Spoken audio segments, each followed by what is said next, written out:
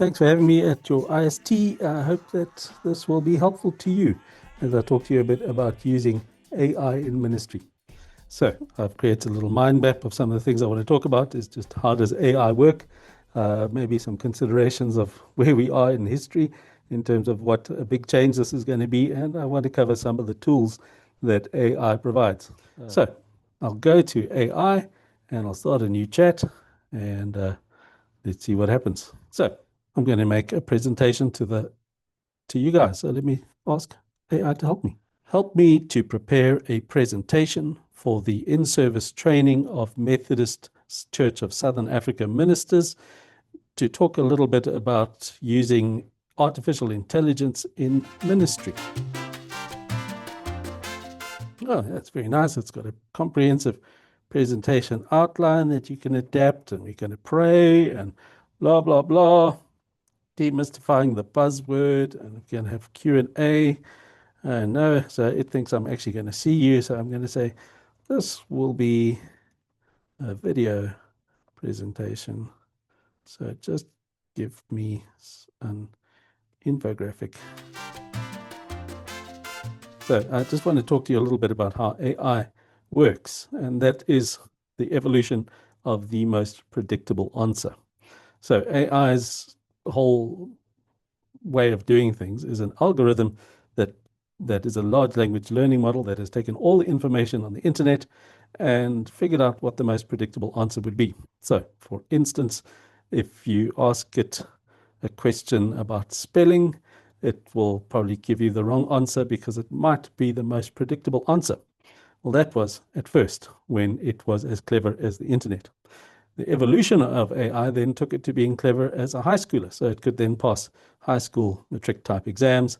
And at the moment, most of the AI models we use are at a PhD level of answering your questions. So that's pretty cool. It's become more intelligent and it's learning. Computers learn faster than humans, so AI is going to be cleverer and cleverer. If you just think how far we've come in 6 months, you should be afraid. Is AI going to replace you? That's the thing you need to avoid. If you just use AI, you will only ever get the most predictable answer.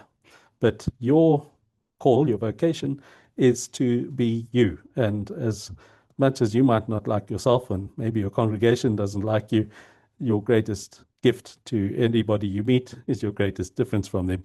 And hopefully you can help them to discover their being. Shepherding in the Silicon Age. So let's see. I'm going to put this into a separate window. It's a beautiful presentation. Looks like I spent a whole month working on it, and I hope you guys are suitably impressed. Think of it as a research assistant. It finds patterns in vast amounts of information to help you brainstorm, blah, blah, blah. Minister's AI toolbox, sermon study and prep, find historical context, communication and admin, draft emails, discipleship and outreach, create small group questions, explain complex ideas simply. The Methodist lens, John Wesley was an innovator who used new methods like field preaching and the printing press. Using AI is a modern way to fulfill our calling. To serve the present age. To serve the present age. You can put it in a hymn even. But there is some important stuff that you should use with AI. Don't put in personal congregant data. Beware of bias. Check against scripture and Wesleyan theology. AI is going to give you the most predictable answer, and it's going to give you probably what you want to hear, because that's how the internet works. And verify facts. You will see that even in medicine, AI is coming up with imaginary things, and it'll come up with imaginary things in your essays, etc. And one of us will spot those problems. That's pretty cool, eh? There's my presentation in one go. But like I said, I want to talk to you a little bit about you and AI, and that's the important thing, is making sure that you, your authentic you, comes through. So if I am asked to present a chapter of a book by Marcus J. Borg, I'm just looking around, Stanley Hauerwas or Adam Hamilton, just grabbing a book, and I say, okay, I'm going to go to this thing, Loving God with the Mind, and I'll just quickly read that page, and I'll say, that's interesting. But I won't give Adam Hamilton's point of view, I'll give my own. So we use resources. AI is just like any other resource. It could help you quite a lot. It could also misguide you quite a lot. It could also make you lazy if you needed it to make you lazy. If we don't use AI, we're going to miss out. We're at the beginning of a new era. Consider Gutenberg, the Industrial Revolution, and of course, the Reformation. Things changed because of Gutenberg Press. Things change when informations change. And we are really, in terms of Gutenberg to Reformation, you're looking at 100 years. In terms of internet to where we are now, we're looking at 30 odd years. And seriously, the internet that we use today is a hang of a lot different to the one that started 30 years ago. So we are in the middle of this information revolution, a social media revolution, which is producing all sorts of cohesion and division. Just think about America. And now an AI revolution, which is more confusion about what is truth and what is fiction. If you just see some of the AI videos that you think are real things that happen, I'm getting things in my Facebook feed every day about things the Pope did, which I know the Pope didn't do. And I click, don't show me that again. But people in my congregation will say, hey, did you see what the Pope did? Or did Jesus come back again? There's this need for discernment in responding to all of this AI. Let's go back and see what my Google Gemini has done for me now. Okay, so that was that little presentation that I asked it to get ready for me. But now I could do something a bit more me by saying, okay, that was cool. But, and this, I can just copy this, it'll copy as text. Copy the mind map that I prepared and say, use my mind map texts or the infographic. It's not a very structured paste that I gave it, so it might just be a total disaster. So that's Gemini.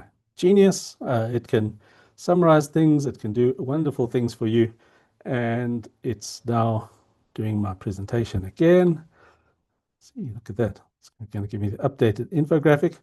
And while Gemini is busy, I'm going to tell you about another tool, which I think is probably the most useful tool, which is Notebook LM. Notebook LM is another large model like Google, like Gemini. But the thing about Notebook is that you can run your own notebook. So where Gemini works with the internet to bring together all the information it could possibly bring, Notebook is only going to use what you give it. So I'm going to go to Notebook and I'm going to give it something specific rather than something something strange. So I'm going to say choose file to upload, and I'm going to go to my resources, MCSA, Methodist Policy and Order. I'll give it the Book of Order, give it the combined constitutions of the organizations. I will give it, hang on, that's the Wesley Guild. I'll give it the whole combined constitutions. That's that one. I'll give it the governance checklist from the 4U schedules, policy on effective financial management, institutional competency, guidelines on completing all of those things. So now I'm giving it some information. Now, LM is not going to search the internet for information. LM is going to take all of those things and analyze all that info. Okay. Financial governance checklist, circuit societies and organizations. So because I've given it a whole bunch of finance stuff, it's going to do that. But let's create a briefing for a newly inducted society treasurer. Let's see what it comes up with. Back to Gemini. Okay, now it has incorporated my work into its presentation. It'll be a bit more Gus here, a little bit more Gus plus AI, I hope. Yeah, look, the power is in the partnership, you plus AI. That's pretty cool. So it used to have internet brain, now it's up to a PhD brain. Moment in history, adaptation and adoption, Gutenberg Press, reformations, artificial intelligence, navigating confusion, discerning truth from fiction, and finding faithful ways to adapt. Tools for your ministry, Meta AI, instant answers and brainstorming directly within your primary communication tool. My Meta AI is not working at the moment on my phone. I don't know why, but you just ask it a thing and it comes up with an answer. That's my favorite way of answering my children's texts asking for more money for school. And then I ask Meta AI to tell them why they can't have money. ChatGPT is, I think, I like ChatGPT, and the new Model 5 is really good at language learning and is really good at sermons. I'll tell you more about using ChatGPT and AI for sermons. It sounds like heresy, but you must use these things with your uh, with discernment. Gemini, excellent for creating creative tasks, meeting prep, data analysis, and generating visuals. I find it better than ChatGPT. And Notebook LM, your own documents, etc. Create a chat book for your contained information. Shepherding boundaries, blah, blah, blah. So same sort of spiel, but now that I gave it my little spiel, it's become more my presentation. Still not entirely mine because AI did a lot of work there, but there was some help. So back to this one. Welcome to your new role as Society Treasurer. This briefing outlines your key responsibilities in the financial framework within the Methodist Church of Southern Africa. Oh, goodness me, that's quite a lot of information. I think it's got references to the Book of Order. It's got things about auditing. It's got all that stuff that you might need, property-related finances. Oh my goodness, this poor society treasurer is going to have a complete heart attack. I'm copying that, and because I like ChatGPT, I'm going to go there and say, help me. So ChatGPT, I find ChatGPT to be a very helpful writer. So here is the information, a society. Why am I typing when I can talk? Here is the information a society treasurer needs to know. Please put this into a briefing document that is easy to understand and accessible so that somebody who is a newly appointed society treasurer will know what their responsibilities and duties are, and even give them perhaps some timelines, guidelines about when to do certain tasks to make sure that they keep up with their duties as a society treasurer. So just in terms of the flow of information so far, I put the resource documents in to an LM. So an LM keeps it contained. It doesn't let it go out to the internet and find out new information. Then from the report that LM gave me, I copied it, and I am now I've given ChatGPT a strict instruction, and there's the briefing. So blah, blah, blah, off you go, ChatGPT. ChatGPT is going to say, here's a new society treasurer briefing in a simple, accessible format with timelines, checklists, and plain language explanations. Check that out. Look at that. That's lovely. Now, I promise you that there will be a mistake somewhere in this work. So you are going to have to work on it. ChatGPT, you click on edit in Canvas, and now you can start fixing your stuff. You got to read it. You got to edit it. You got to work on it. You got to make it better. But you know what? This is boring. Back to Gemini. New chat in Gemini. Ask Gemini. Put that in. Canvas. Go to the top again. Create a infographic for the new society treasurer. My work here is done. Okay. Excellent. Other thing you can do, because people don't read things, is go back to your LM. You'll see in your LM you've got a video overview or an audio overview or a mind map and reports, etc. I'm going to say audio overview. Click there. Now, oh no, don't do that. Stop. No. Now it's just creating an audio overview of the whole thing. If you clicked on the three dots, you can say customize. So I'm going to say brief a society treasurer on their duties and responsibilities. Generate. Two robots are going to generate a conversation in which they're going to talk about the responsibilities of being a society treasurer.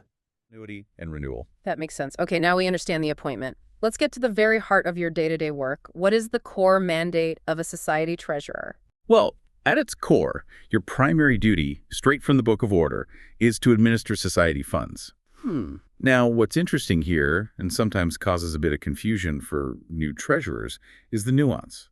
This administration happens specifically where the quarterly meeting permits the society to administer part of the funds it receives. Okay, that's a crucial distinction. So, just to clarify for anyone new to the structure, a society is the local congregation. A circuit is usually a group of these societies. And the quarterly meeting is a key decision-making body overseeing finances at that circuit level. So what does this... Isn't that amazing and a bit weird? And maybe you'll get to hear a bit of that just now.